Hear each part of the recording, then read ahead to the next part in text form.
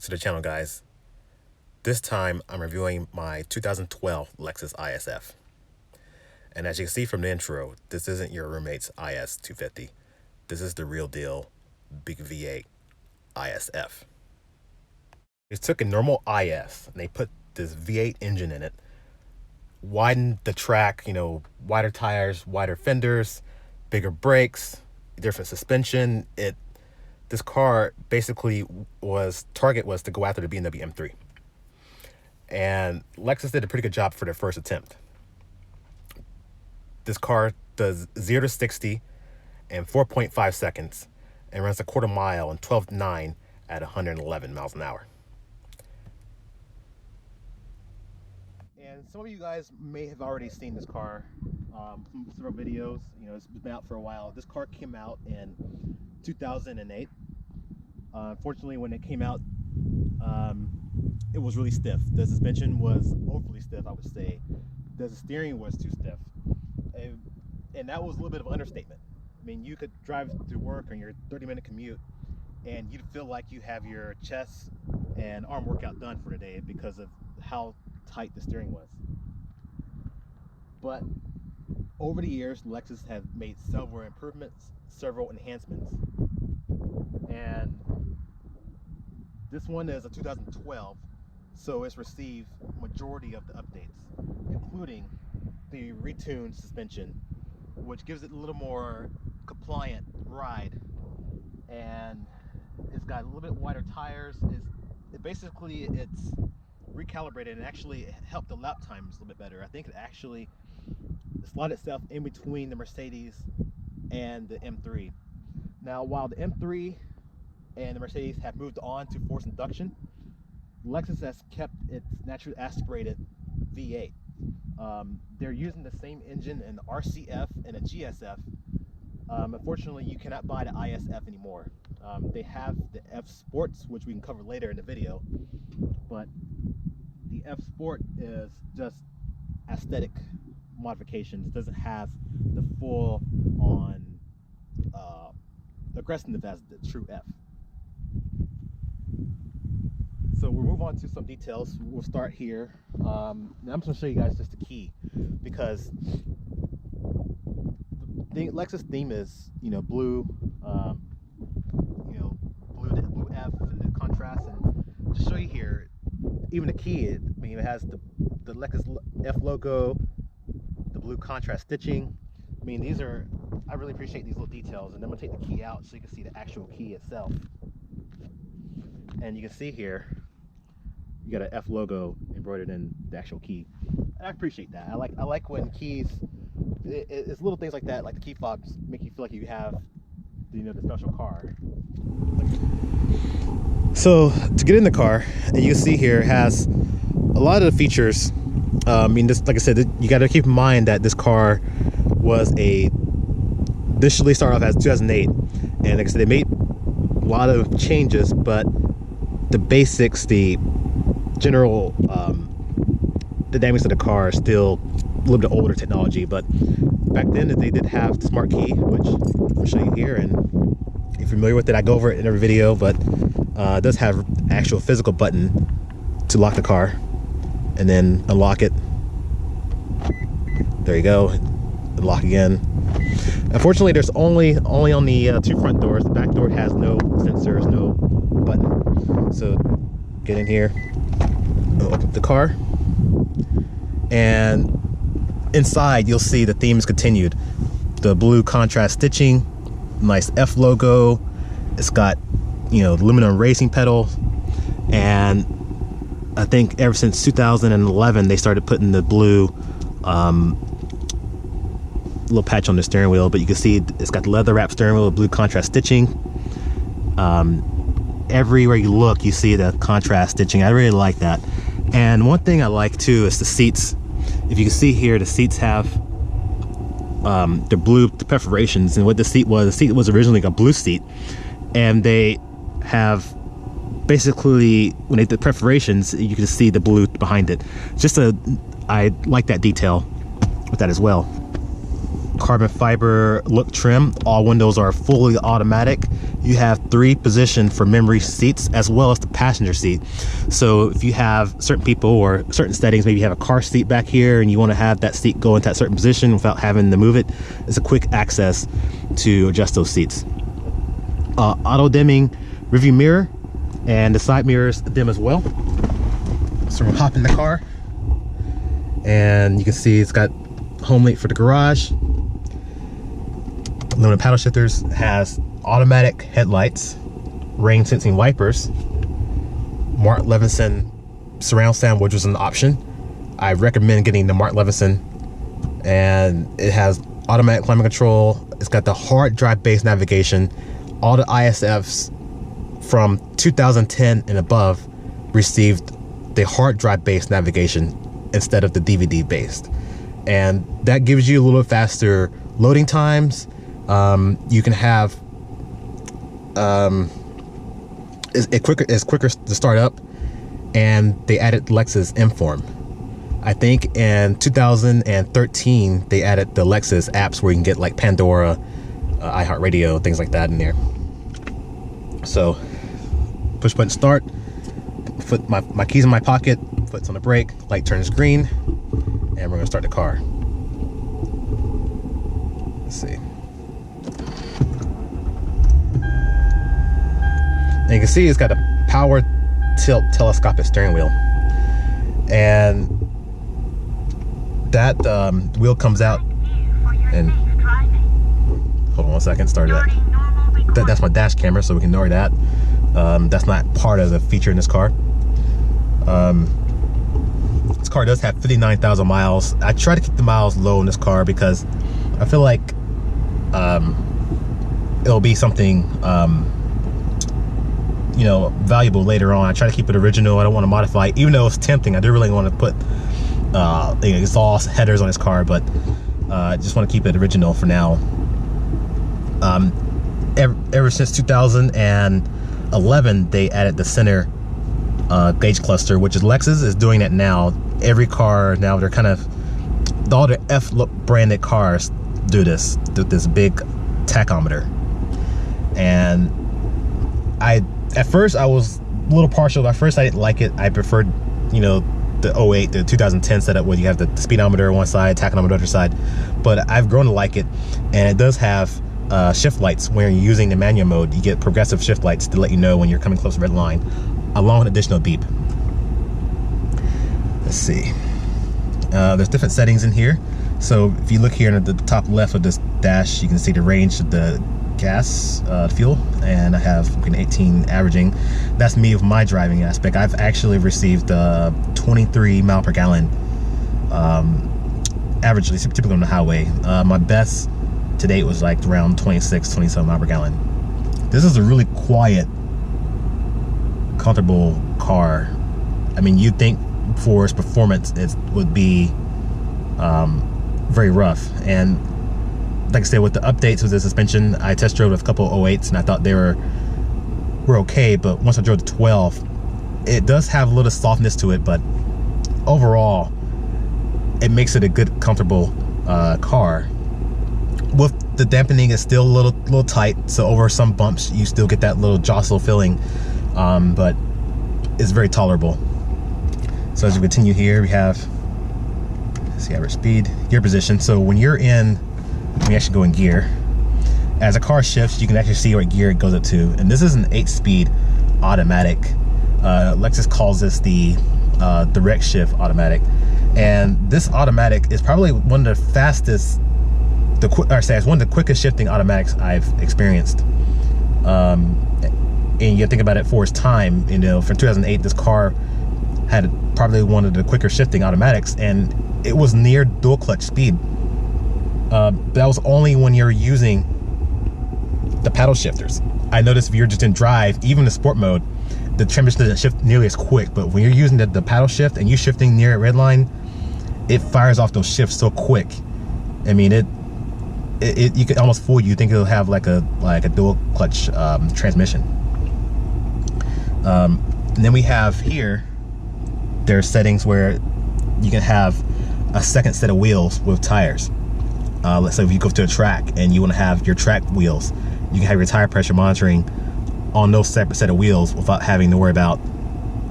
having a tire pressure light the whole time. And actually a safety feature when you're on the track, because you'll know if you have a low tire.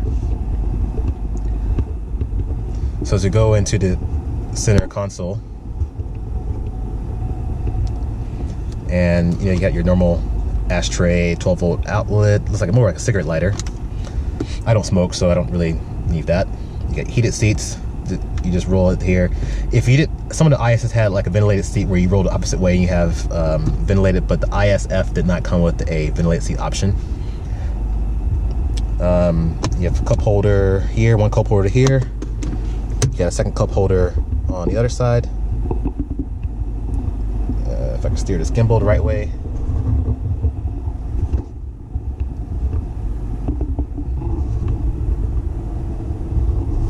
There we go. You can tell I'm a newbie at this. So you have USB outlet here, then you have a dedicated 12 volt out here, and it's got a felt lining inside. And like I said, this second cup holder holds a little bit bigger drink in here, but you got to keep this back to this second detent. I do like the Alcantara on these seats. And like I said, you got memory seats here. Got a glove box, a place for your owner's manual. Owner's manual does have the F logo along with the blue contrast stitching, so it continues all the way throughout the car. Again, that's my dash camera. I try to ignore that. Passenger it's got dual zone climate control, and this is a neat button. This one is it's like a micron filter. So hitting this button runs the air through this micron filter for 3 minutes to kind of clean the air out inside the cabin. So if it's muggy or just feels like very dusty, you can kind of remove all those things. I'm not sure how much it helps, but that obviously that feature's there. I do like this feature. And like I said, this is something that they've been using in, I want to say, the late 90s. Lexus has been putting this in their cars, and I haven't seen it in the later models, but this has the automatic recirculation. So this car can actually sniff out harmful fumes coming in through the cabin, and before it gets there, it can switch it over to recirculation. So if someone in front of you, or in your traffic and there's smog, or say for example someone steps on it and blows out some carbon, this will automatically recirculate and prevent that from coming in through the cabin. Navigation, like I said, is hard drive based. You do have live traffic on here, so you can see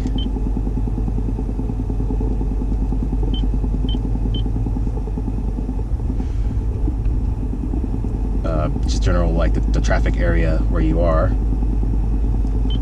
and you have Bluetooth audio streaming from your phone. That's something that they've done from 2010 and above. If you didn't have if you have an 08 or 09 ISF, those didn't have any type of iPod connectivity, or it doesn't have Bluetooth streaming. So keep that in mind if you're looking for one on the used market. Try to get at least a 2010 and above, because you get that newer technology with the Bluetooth streaming and the iPod connectivity. DVD audio, 6-disc CD changer, like I said, the USB for the iPod, and that pretty much covers most of the stuff here. You have a sunglass holder that's somewhat functional.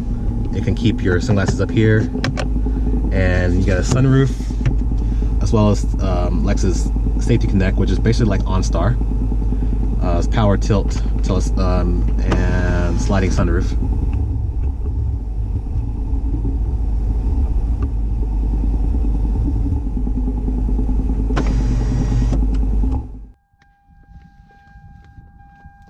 So let's make way in. 5'8". And this is my normal seating position in the car. So turn the car on. And this is typically how drive. I have decent leg room. In the car. seems very, you got different positions. You can raise and lower, backrest. You have lumbar support here as well. And then you do the telescoping if you need to bring the wheel closer to you.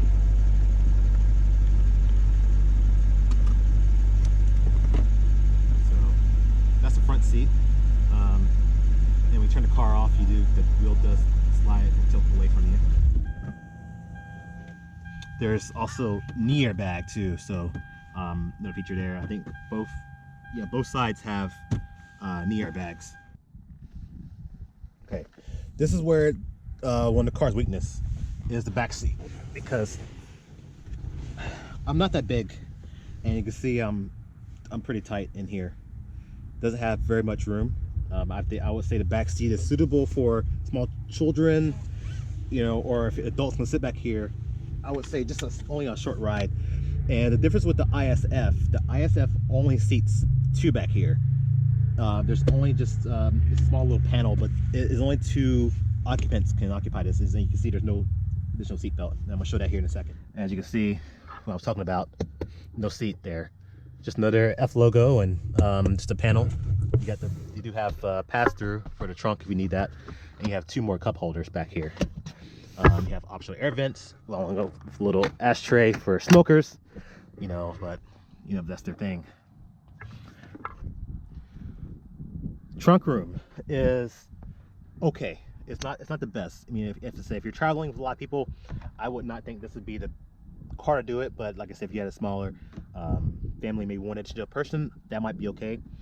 It's probably one of the smaller trunks I've seen. I used to have a Mercedes CC3 that had a small trunk, but not as small as this one. And see, you got Lexus first aid kit that kind of velcros there. So I guess if you were to cut your hand or something, you have that additional there. I have a trunk net. I keep my sun visor in here. I keep some shoes here in the corner, and I keep my wheel lock obviously there for the wheels. But I'm gonna show you guys just how much luggage it can store. So I have my suitcase I'm using in a couple videos, my medium suitcase.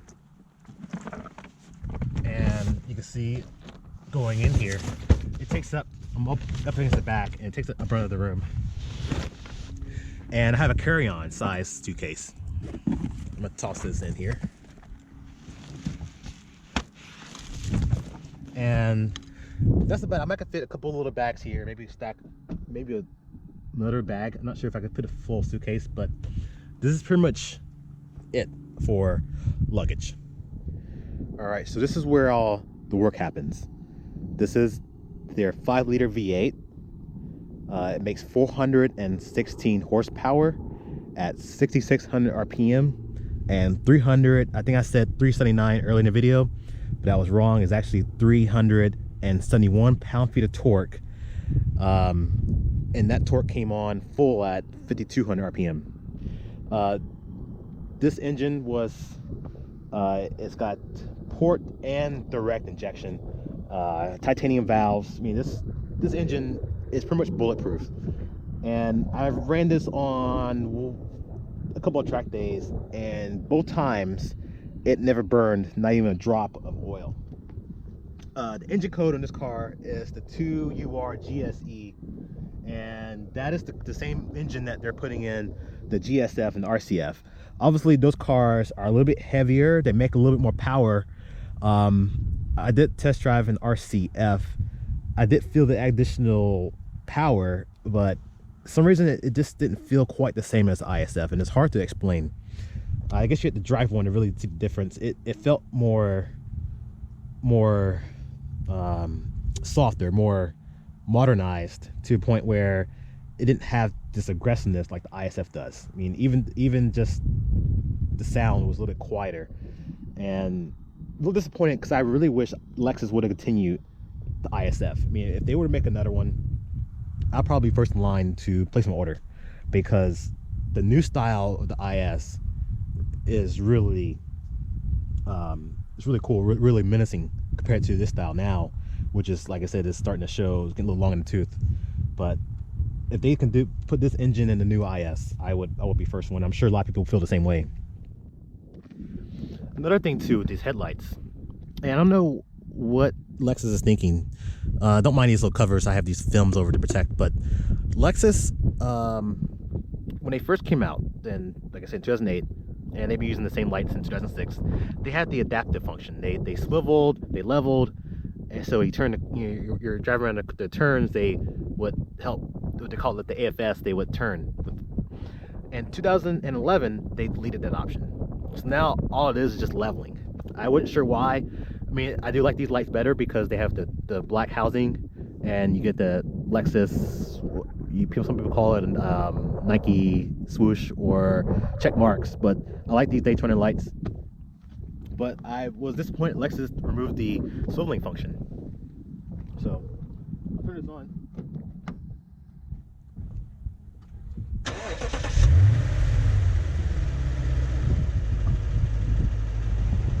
So it's got bi-xenon headlight, obviously, and then you have additional halogen high beam as well with the car. And I'll get from a distance so you can see how that looks.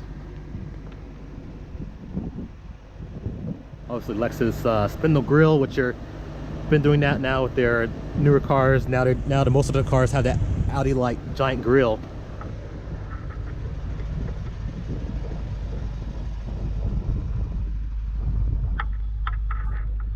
So now we're gonna get on to the exhaust.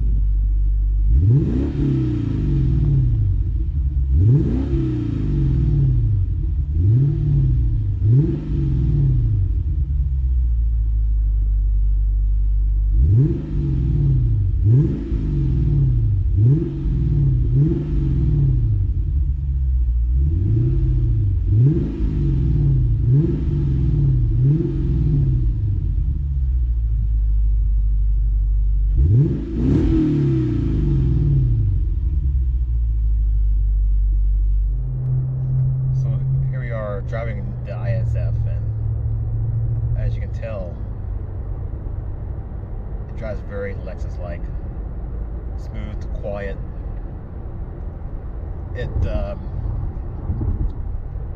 gives you that dual personality that you can take this car, you can daily this car, and if you want it to be a quiet car, you can drive it that way.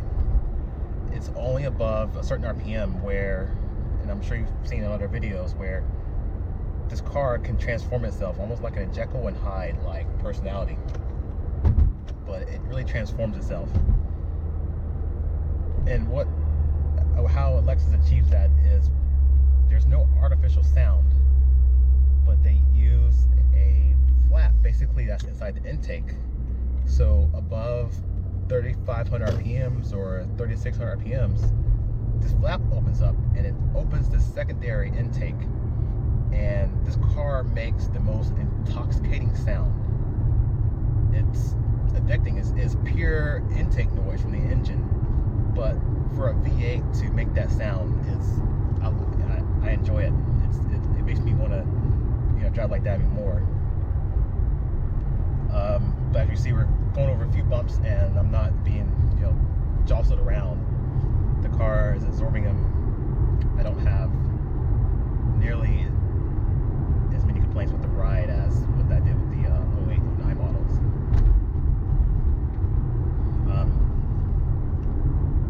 Probably my complaint with that suspension is,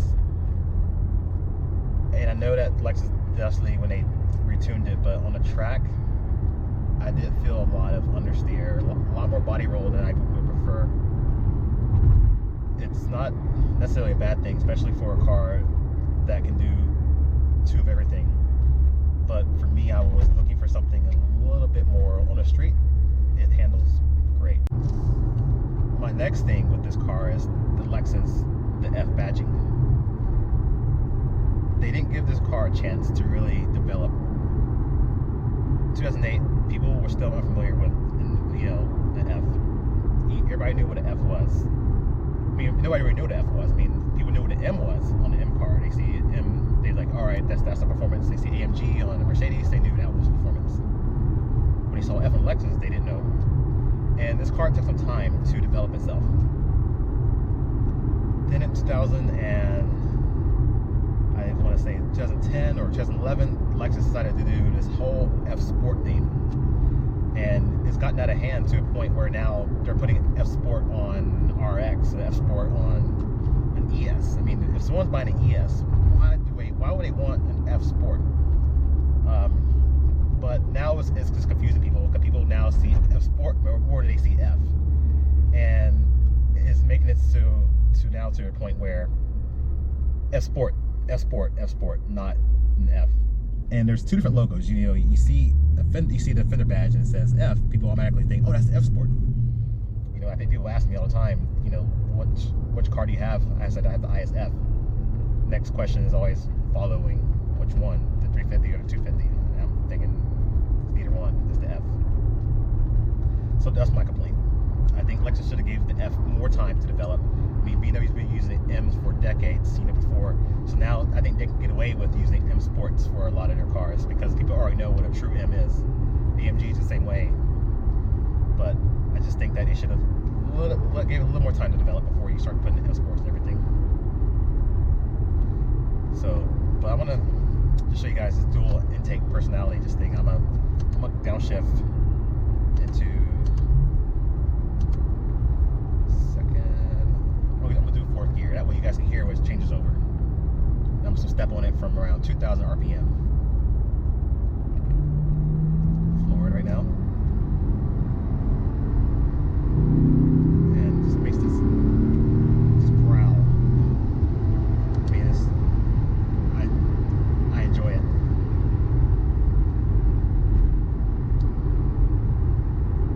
What do you guys think? You like it?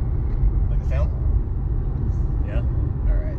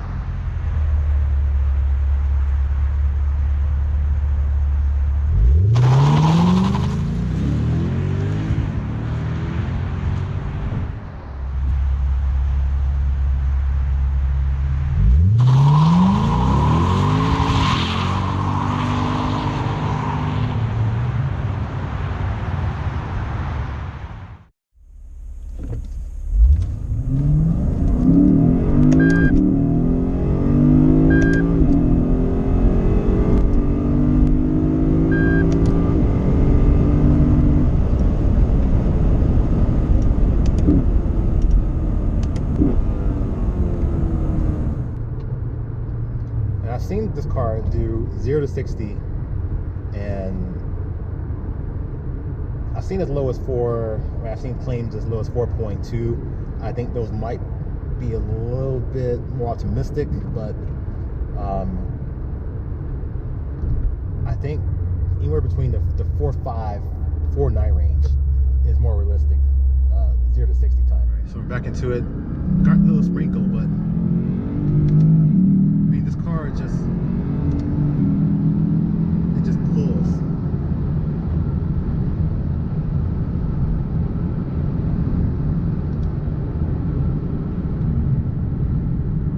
And these massive Brembos, they're 6 piston front and 2 piston rear. Very little, I would say, fade. They have a lot of bite with these brakes.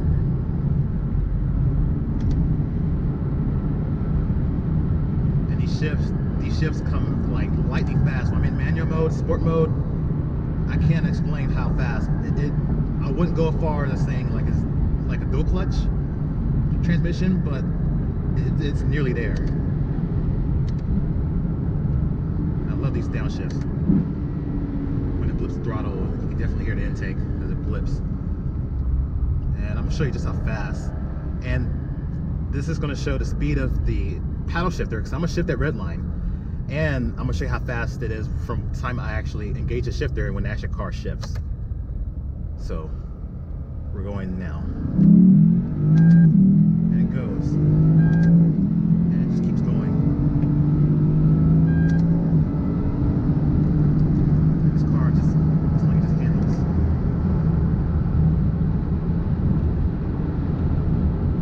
These beeps that you hear remind you, it's time to shift, and they are timed perfectly. From the time I hear the beep and I engage the pedal, is almost, they're instantaneous. Don't want to push too much harder because now it's starting to get a little raining, and I don't want to, don't want to die. We're wrapping this car around a tree or anything, but. All right, enough of the street driving. Now you guys can see what this car can do on track. This is me at Thunderhill Raceway chasing a Mercedes C63S.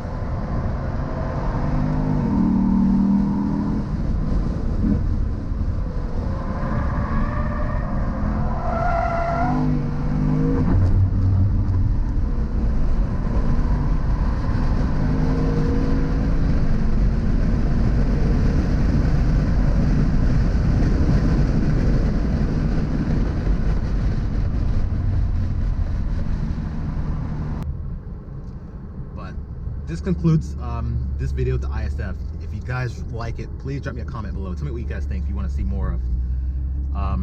Like I said, I don't have a lot of cars at my disposal. I'm just going what I have available to me. My personal cars, friends' cars. But if you like it, give me a thumbs up and subscribe if you want to see more. Thanks for watching.